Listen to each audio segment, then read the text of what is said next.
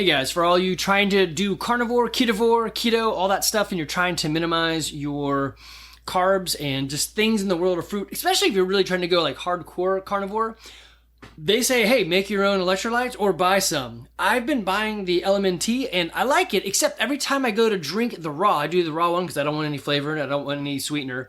It tastes citricy, and I was like, this is weird. I can sort of taste the thing. Now, if you look at their ingredients, it says it's got, on this raw, it's potassium chloride. But then if you look down here on how it's made, they've got potassium citrate. And those are very different. So potassium chloride, potassium citrate, I mean, there's still potassium, but they load up differently. You're going to use a whole lot less potassium chloride in the mixture than potassium citrate. And you guys actually may be following recipes that are telling you, like, hey, use a large... So if it's like... If the amount of potassium is the same as magnesium, then they're probably telling you in the formula to use citrate, but you might have purchased potassium chloride, and they're going to do something different. So the potassium chloride, they actually get from mining and then distilling, and the potassium citrate they get by, I think it's potassium, oh man, there's another word. Hold on, let me go figure out what it was.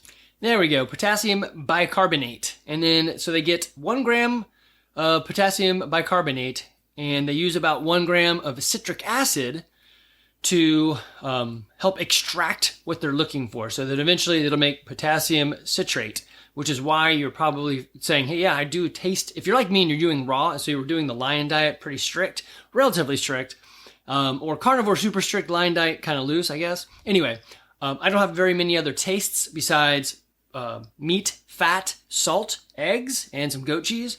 So other flavors can really come through. And that's what I was trying to make my own to see how it would go.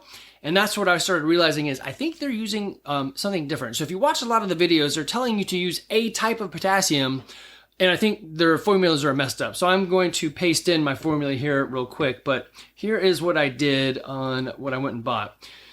So this is potassium chloride. So I made a whole mixture of that. Here is the magnesium malate that I used. And then, of course, I used Redmond's real salt. And then there's potassium citrate. So the thing to look at is, let's see if I can get the right picture.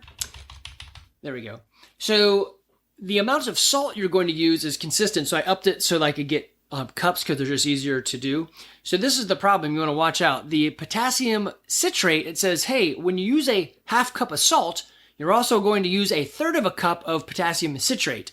That's going to be not as great for your blood sugar. It's going to give you a spike, which is what we're not looking for. So it's going to remove us from ketosis. But it's easier on the stomach and the kidneys. But it's 1/3 cup.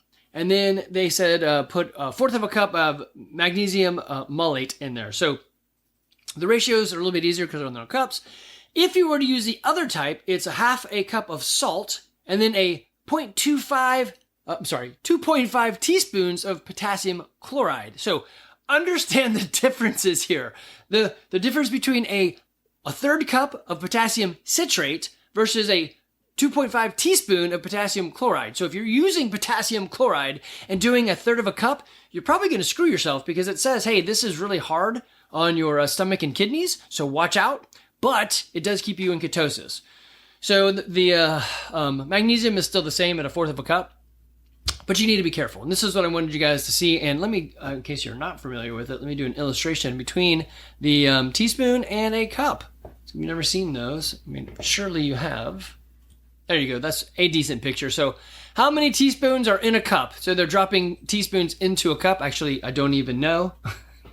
But I'm sure I could look that up. Oh, there it is right there. Actually, the next one tells you right there.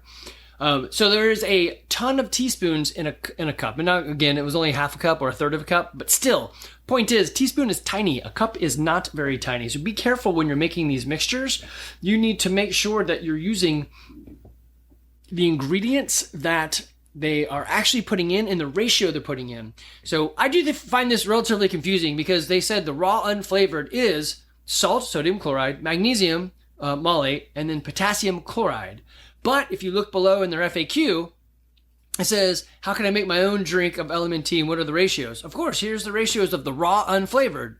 It's 1/2 teaspoon of salt, which gives about 1 gram of sodium, 500 milligrams of potassium citrate, which gives about 200 milligrams of potassium, which is not what they said at the top. So, I mean, I can see how anybody would mess that up. I mean, most videos that you see don't even like catch that. And then of course a 1/4 teaspoon of magnesium malate, which gives you about 60 grams of magnesium. So anyway, be careful. I'll link in the doodly-doo below what I pulled up from tossing a bunch of this into ChatGPT, and so I can give you some more information. But just be careful. It's kidney stuff, right? And you don't want to blow out your kidneys using a chemical that you didn't mean to use. All right, take care.